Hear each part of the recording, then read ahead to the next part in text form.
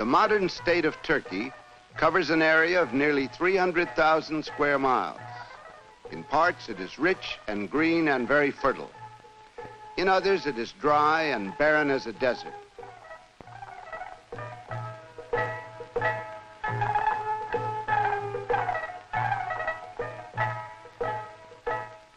In the east, on the high plateau where it borders Russia, winters are bitterly cold. In the southwest, the climate is warm and typically Mediterranean. Although this land has been, for 3,000 years, the heart of many empires, the center of power and wealth, it was in 1923 a poor country. In that year of its founding, the new republic faced all the problems that must be solved in underdeveloped countries. Today, Turkey is a nation in transition. Within 4 decades, it has become the most Western of all the Muslim states. The extreme contrast to be seen throughout the country prove how much may be accomplished in a short time, and yet how little. They show how long a time it takes for growth and change and progress, and prove how hard it is to bring prosperity and democracy to a people who have never known either.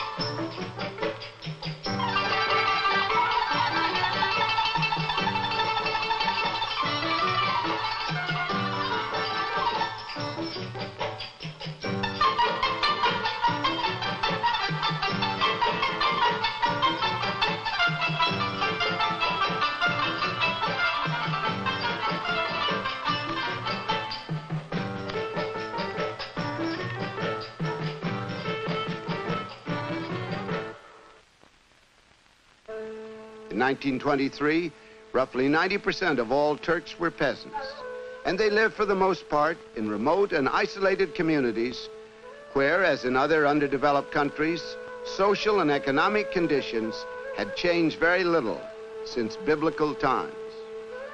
Life is brutally hard in a Turkish village. The simplest human needs are difficult to satisfy, and nothing really counts from day to day but dogged human labor. Here, productivity, the key to prosperity in the modern world, is limited to what you can do with your bare hands.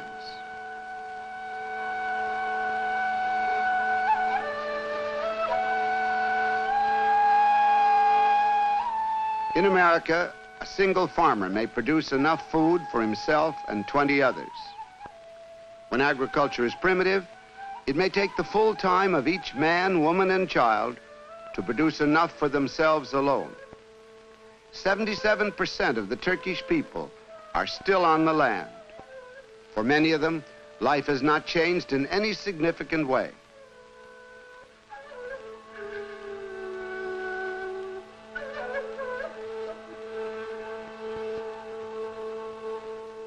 For a handful of others, a single tractor has made all the difference.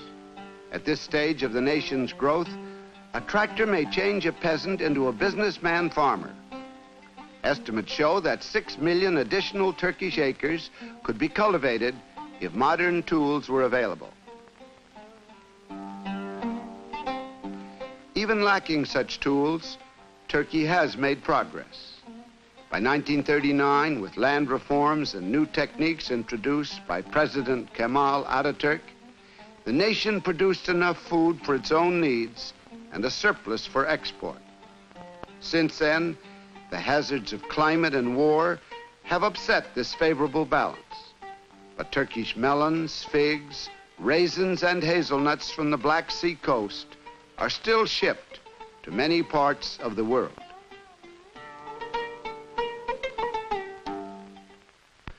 More and more Turkish cotton is offered on the world market, and its sale helps bring to the nation the money it must have if it is to continue to grow and to prosper.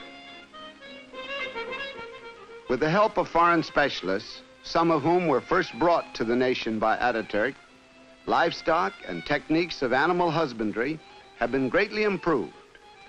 Turkish wool may still be spun and woven on antiquated wheels and looms. The craft of rug making may not have changed much, but all such crafts are of considerable importance to the nation's economy.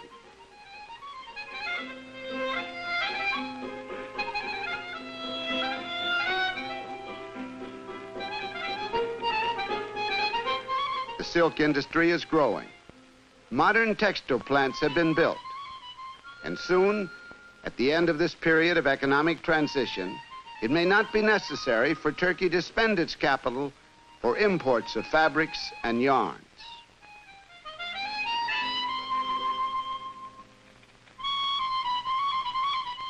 Tobacco remains the nation's most important crop for export, especially to America.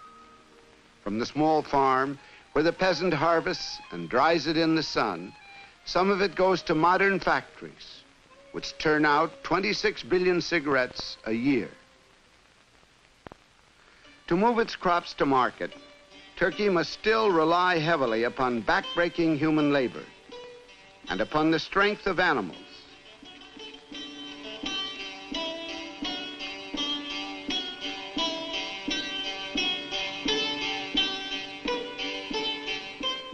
In 1923, the nation's railway system was meager, owned by foreigners and designed to serve their interests. Now it is state-owned and has been widely extended, but not nearly enough. And there is a desperate need for highways and for hard surface roads.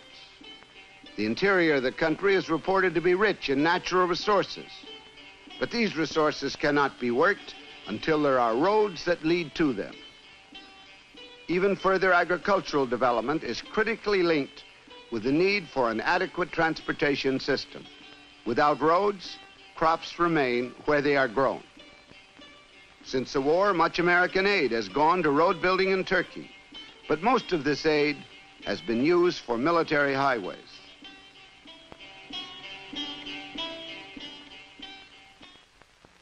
Much of any nation's progress and prosperity depends upon the discovery and exploitation of its natural resources. Wealth, in the form of such minerals as chrome, of which Turkey is one of the world's principal producers, may lie unnoticed. The Turks have discovered and are now producing coal, lignite, manganese, and many other minerals, including petroleum. Kan gider dumanlı dağlar, yaylalar hey, yaylasın hey, edalısın hey, sevdalısın hey, sen benimsin hey. But their economy is still based upon agriculture. Farm products are their main exports, and the foreign ships which crowd the Turkish ports must bring iron and steel and machinery. And recently, owing to drought, even wheat has had to be imported.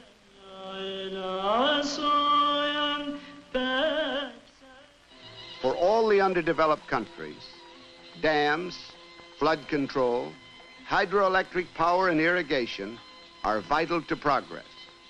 10 million acres of Turkish land wait for irrigation.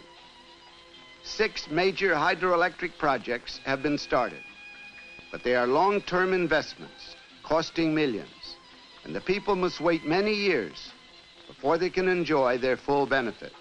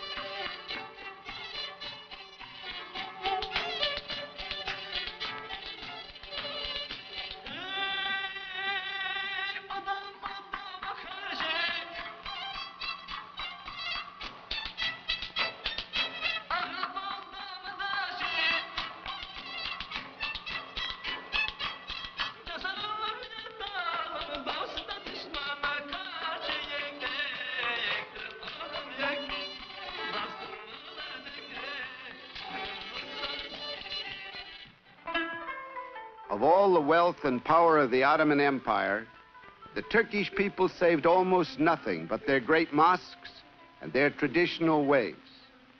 And it is a traditional society that is slowest to change. It is a tremendous undertaking, Ataturk said, to awaken a sleeping people. But this is what in 1923 he set out to do.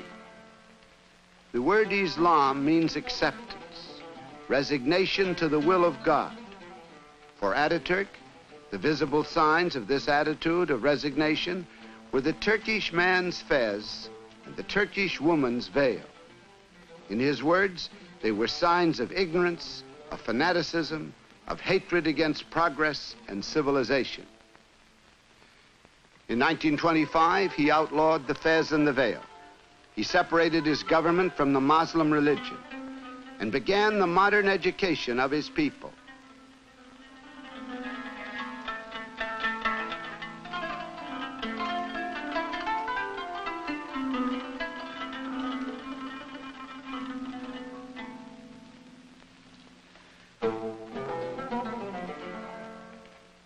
In the eyes of the Imam, the Muslim teacher, an educated man is one who can recite the Quran from memory, even if he does not know what it means.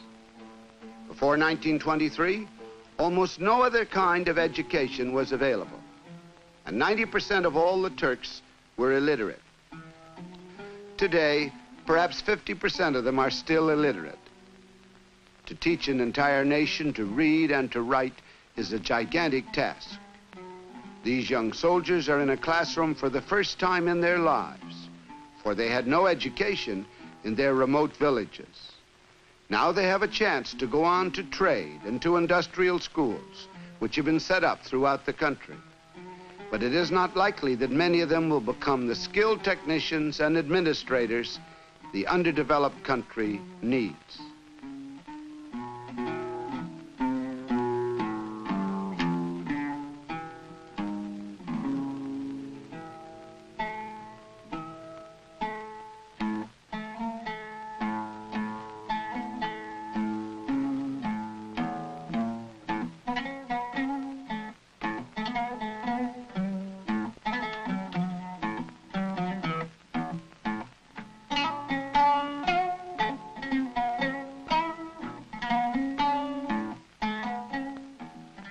Within 4 decades, many young Turks have been educated and trained in medicine and in the sciences.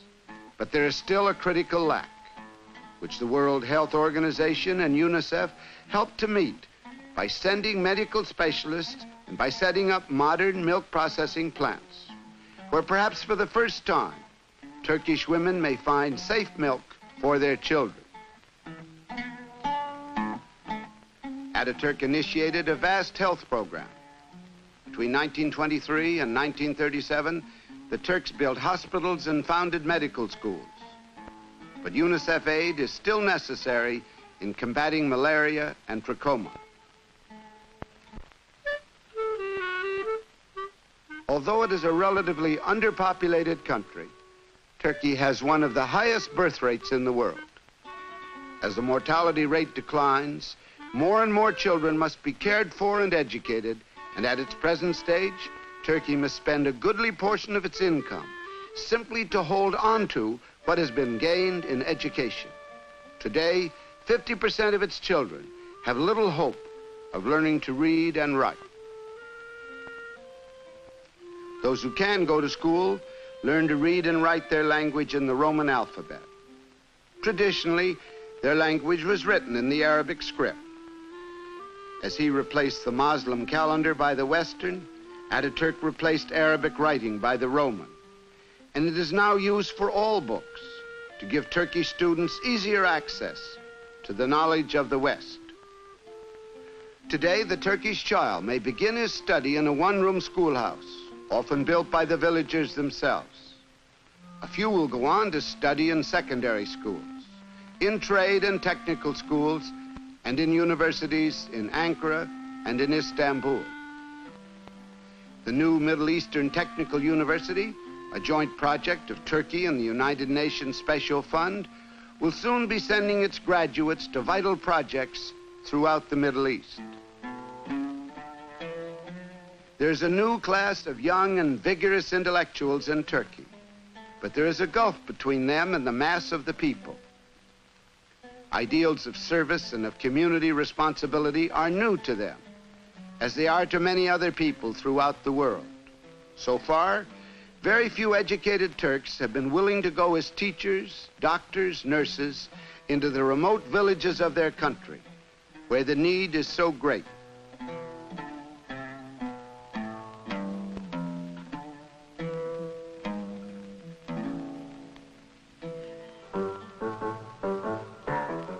Over the entrance to the Turkish parliament, there are inscribed the words, "All power emanates from the people." The Turkish democracy was founded on this principle. The new republic adopted a constitution, a Bill of Rights and codes of law and justice based on Western models, promising liberty and freedom to all its citizens. For the first time, Turkish women were free to take their rightful place in society. Today, no job and no profession is closed to them, and they play an increasingly important role in the nation's politics. The republic itself, being young, has not yet put fully into practice the principles upon which it was founded. Freedom of speech and freedom of the press have often been severely curtailed. Lately, the political scene has been violent, and it continues to be unstable. The economy is shaky, bolstered by millions in American aid. In recent elections, 90% of the eligible population, both literate and illiterate, went to the polls and made another attempt in the long and difficult process of learning to govern themselves.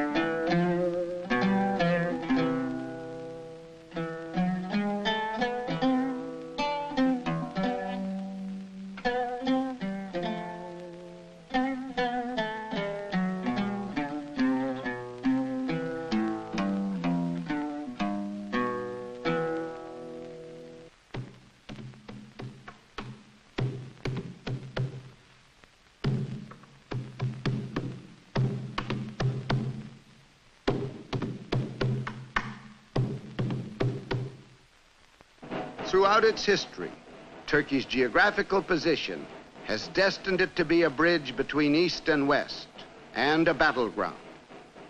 The Bosporus and the Dardanelles are among the world's most strategic waterways. Many foreign powers, especially Russia, have sought control of them. Today, the Turkish army, made up of some of the world's best fighting men, must be kept constantly on the alert at tremendous cost to the nation and to the West.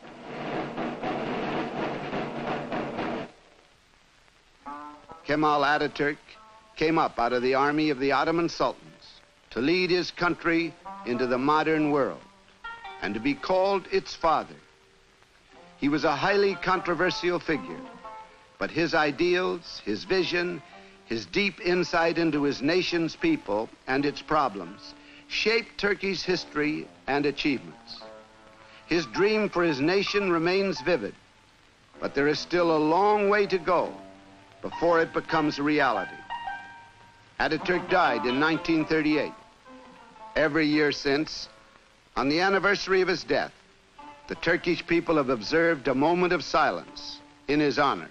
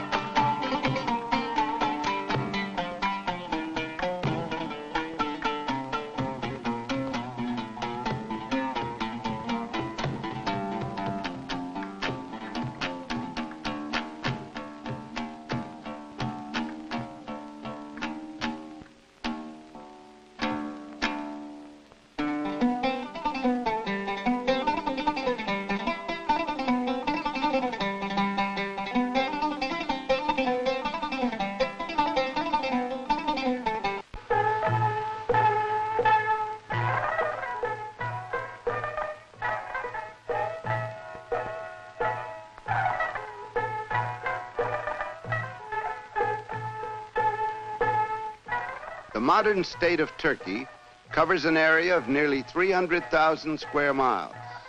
In parts, it is rich and green and very fertile. In others, it is dry and barren as a desert.